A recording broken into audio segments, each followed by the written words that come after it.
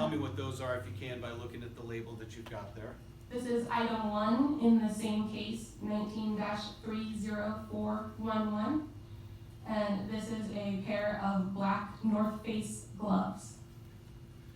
Were you asked to analyze the gloves and analyze those against a DNA standard received from a known individual, Curtis Williams? Yes. If you can, for people who don't know, give us an idea of what DNA is and how you analyze an object for DNA and what exactly that means. DNA stands for deoxyribonucleic acid, and that is just a long string-like molecule that is found inside of most of the cells within your body.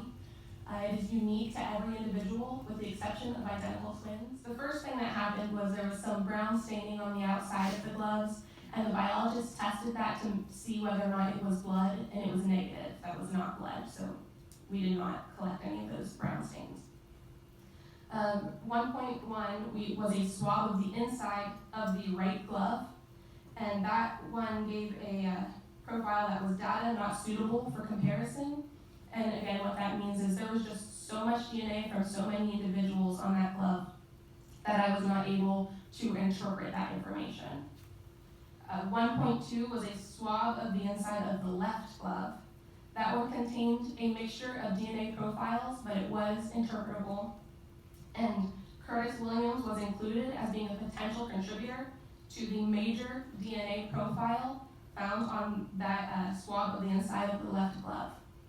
Whenever we do an inclusion, we will also perform a statistic to show how common or how rare a profile is.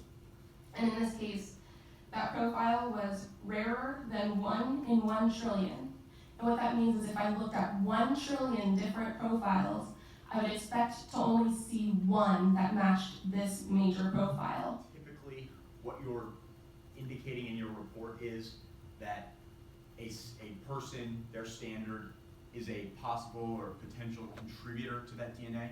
Yes. And that's why you then provide the statistic, correct? That is correct. All right. So what we can say with respect to this glove, Ms. Altizer, is that Mitch Greenleaf's standard did not match the major profile. That is correct.